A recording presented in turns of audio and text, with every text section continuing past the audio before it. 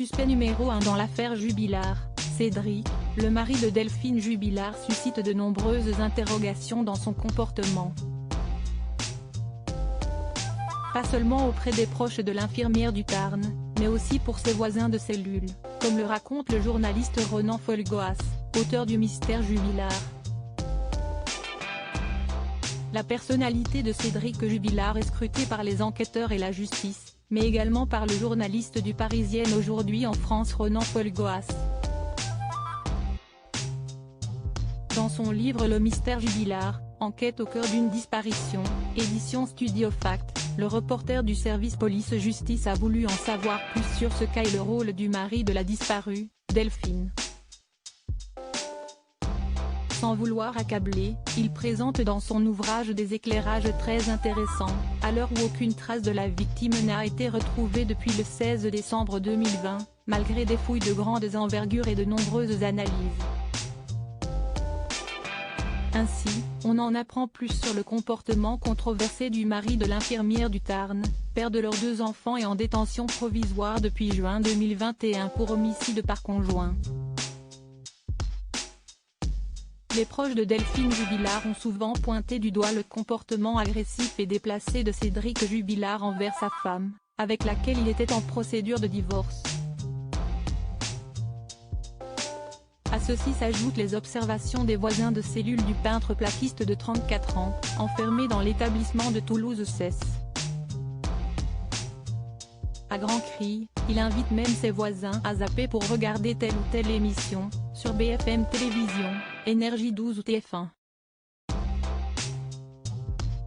Cette notoriété nationale est loin de lui déplaire. Elle lui permet de se singulariser et d'exister dans le huis clos de la prison, écrit Ronan Folgoas.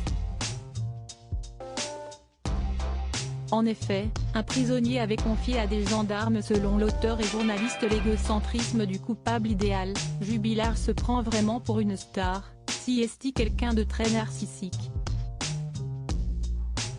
En prison, on parle fort et de tout, de la vie d'avant, des femmes et des enfants quand il y en a. Cédric, pour sa part, parle surtout de lui, et cela peut devenir lassant. Une attitude qui expliquerait ses confidences déroutantes à un voisin de cellule, Marco, qui avait clamé ensuite aux autorités avoir obtenu des éléments capitaux sur la disparition de Delphine Jubilard. Les enquêteurs ont ainsi fouillé en suivant les indications de l'ex-codétenu, en vain. Sa compagne Séverine avait d'ailleurs prévenu le fameux Marco que Cédric s'était joué de lui. Une façon de brouiller les pistes et de semer le trouble les autorités, comportement récurrent de l'artisan. Aujourd'hui, il est plus que jamais dans le viseur avec les témoignages de membres de la famille de Delphine née au Saguel. Sa jalousie est présentée comme un mobile solide par leur avocat. Cédric Jubilard reste présumé innocent des faits qui lui sont reprochés jusqu'au jugement définitif de cette affaire.